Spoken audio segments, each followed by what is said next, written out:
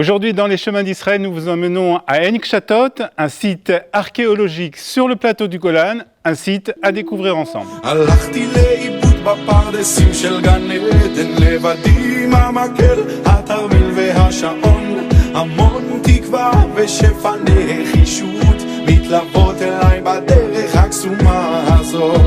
Daniel Weissman, bonjour. Bonjour. On se retrouve dans le plateau du Golan, dans un endroit qui s'appelle Ein Chatot.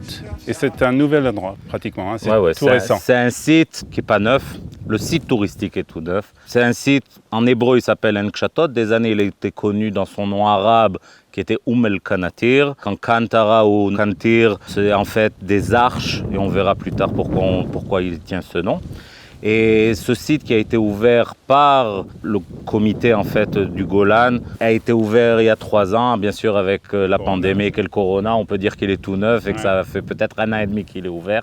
C'est un site unique qui nous ouvre en fait une fenêtre dans un monde juif de période talmudique, où en fait qui est un site antique qui a été remis sur pied avec des technologies jamais vues dans le monde archéologique. Alors, il faut dire que la présence talmudique est très importante ici dans le Golan. La présence talmudique est super importante dans le Golan. Sur le plateau du Golan, c'est l'endroit où on retrouve le plus d'anciennes synagogues juives qu'on retrouve dans tout le reste du pays. Ça veut dire la plus grosse partie des synagogues qu'on retrouve du 1er, 2e, jusqu'au 6e siècle, que c'est période du Mishnah et même période du Second Temple, et bien sûr après la période talmudique, se trouve sur le Golan, et El Kanatir est une de ces synagogues. Ce qui fait cet endroit unique, c'est la seule vraie synagogue qui a été remise pierre par pierre pour montrer vraiment à quoi ressemblait une synagogue d'un petit village de l'époque. Alors Daniel, explique-nous comment ce site est conçu.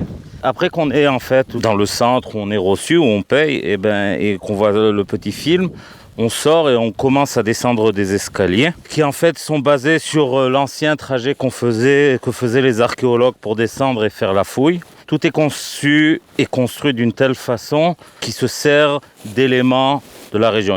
Ça veut dire les pierres des escaliers, c'est de la basalte, c'est de la pierre de basalte. Vraiment que le site se fonde dans la nature. Toute l'idée était de faire en sorte que si on voit le site de loin, on ne puisse pas le voir. Que en fait, l'arrivée de l'homme sur ce point qui était naturel ne se voit pas. Et donc, quand ils vont construire le site, ils vont se servir bien sûr de pierres locales, mais pas seulement ça. Tous les arbres qui ont été plantés, ce sont des arbres locaux, que ce soit du caroubier ou des oliviers, figuiers. Ça veut dire vraiment faire en sorte que ça se fond dans la nature, et ils arrivent très bien. On a énormément de mal à voir le site quand on n'y est pas sur place. Il faut vraiment rentrer dans le site pour le voir. Oui, exactement. On rentre dans le site pour le voir. On est arrivé à un point d'eau. Tu peux nous expliquer qu'est-ce que c'est ? Donc en fait, c'est la source naturelle du village. Et ce n'est pas seulement la source. Bien sûr, sans eau, il n'y a pas de vie. Et tout village de l'époque antique ne pouvait pas survivre sans un bon point d'eau qui donne de l'eau toute l'année. Et ici, quand on regarde, on voit que le point d'eau, il est très important, il est grand. Et pourtant, le village n'était pas si grand que ça. Et aujourd'hui, en fait, on comprend que le point d'eau était aussi la zone industrielle du village. D'accord. Ça veut dire que l'eau ne servait pas seulement à donner à boire et à donner de l'eau aux champs et pour l'huile d'olive et pour la nourriture, mais en même temps, on pense qu'on faisait du lin dans ce village et que le lin a besoin d'énormément de travail contre une pierre dure, ce qui nous donne en fait 3 piscines d'eau fraîche de travail. Aujourd'hui, c'est surtout pour la beauté. On ne peut pas vraiment y rentrer en entier parce qu'on est quand même sur un site, mais y plonger la tête, il y a personne on peut se rafraîchir un peu. On peut se rafraîchir complètement, mettre les pieds sans vraiment y rentrer, ou bien sûr y mettre la tête.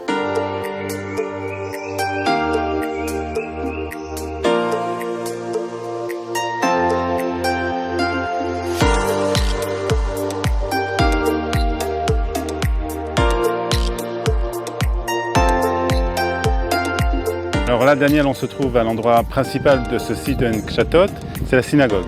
Exactement.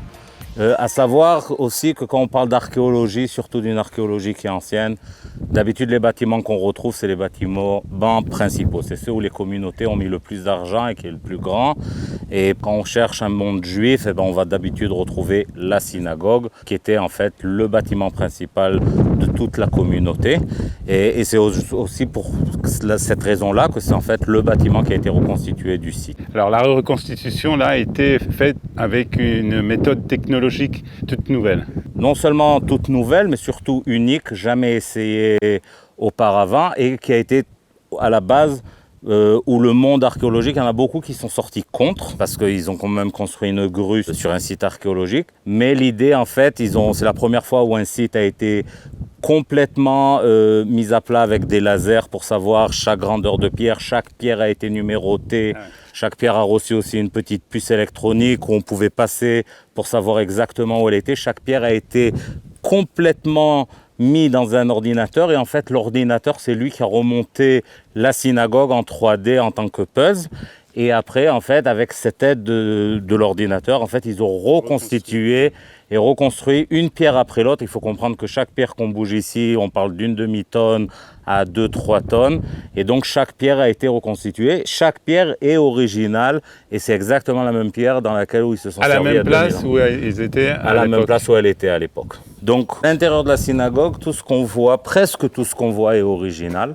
Bien sûr, à part les portes en bois et les poutres du toit du deuxième étage qui n'ont pas survécu au temps et en fait qui ont été reconstituées pour nous donner une idée un petit peu de l'envergure des portes et de l'envergure du site. Et là, Daniel, on est devant l'Echal, l'arche de la synagogue. Ça, c'est le Echal. D'ailleurs, on peut voir que quand on regarde cette pièce, c'est la seule partie où on voit bien des éléments juifs et des éléments gravés dans la pierre, parce que si on regarde bien sûr autour, il n'y a presque rien de gravé nulle part, et ça, c'est pas par hasard.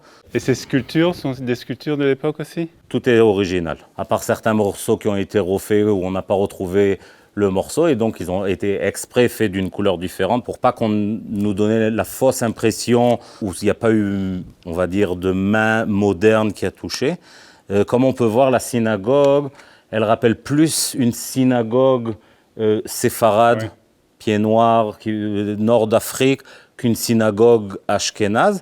On est dans un monde qui est avant cette rupture du monde juif, mais surtout la compréhension que la synagogue n'est pas seulement le lieu de prière. La synagogue est tout d'abord l'endroit où la communauté se retrouve. Beth Knesset. La Beth Knesset, exactement. Le lieu le plus important. D'ailleurs, la sainteté vient de la Kehila face à Dieu, quand la Kehila passe d'abord en premier. Pas pour rien, c'est toujours l'édifice le plus important des villages juifs. Pas pour rien, d'habitude, c'est où la plupart de l'argent des donations qui sont faites sont construits. À comprendre qu'un bâtiment de ce genre-là n'était pas construit en 3 mois ou en 1 an. C'était quelque chose qui prenait 20 ans à construire. Et ça veut dire que je mettais mon argent dans ma communauté et surtout je mettais de l'argent pour que mes petits-enfants aient un lieu où pouvoir voir la communauté. On pense toujours à l'avenir, on pense toujours à la famille et à la communauté sur l'avenir et pas à tout de suite, tout maintenant. Et ça, c'est peut-être un des plus grands changements qu'on retrouve d'époque. Une autre chose qui est très intéressante, et ça, c'est vraiment le relief des synagogues du Golan face aux synagogues qu'on retrouve un peu ailleurs, que ce soit en Galilée ou même à En-Gedi dans le sud. Comme on l'a dit, plus d'un quart des synagogues retrouvées de cette époque sont sur le Golan. Mais ce qui est intéressant, aucune des synagogues sur le Golan n'a des mosaïques par terre. On en parle beaucoup. Et dans le monde académique, et pas seulement dans le monde académique d'ailleurs, aussi un petit peu dans le monde religieux, c'est quelque chose dans lequel on se pose la question. Est-ce que c'est parce que les villes et les villages de Galilée étaient beaucoup plus riches ? Donc elles pouvaient se permettre de mettre des mosaïques sublimes et parfois même avec des choses qu'aujourd'hui nous feraient un peu bizarres à voir dans des synagogues, que ce soit des hommes et des individus et des figurines entières et des représentations entières. Ou est-ce que c'est parce qu'au Golan, les gens étaient un petit peu plus religieux, ou étaient plus du côté haridi, plus un petit peu extrémistes dans la vision de la religion, et donc on ne fait pas de représentations. Les seules représentations qu'on retrouve toujours, et ça c'est les représentations juives, que ce soit la Martha qui se trouve à la gauche de la Ménorah, la Martha du Beth Amikdash avec lesquelles on nettoyait le Misbéach, que ce soit la Ménorah est le symbole juif. Okay, ça veut dire, jusqu'à il y a plusieurs centaines d'années, personne ne savait que le Magen David existait. La Ménorah, c'est ce qui nous représente le symbole juif. Et bien sûr, le Lulav et le Etrog, Sukkot, que pendant très très très longtemps a toujours été la fête religieuse la plus importante, parce qu'elle finit toujours avec Simchat Torah. Donc on se retrouve vraiment avec des éléments très très juifs et très d'époque, et c'est tout. Il n'y a pas vraiment d'animaux, il n'y a pas de figurines, c'est très simple. Ça reste très simple. L'importance, c'est la communauté, c'est de lire la Bible, c'est de prier vers Dieu. Et c'est tout.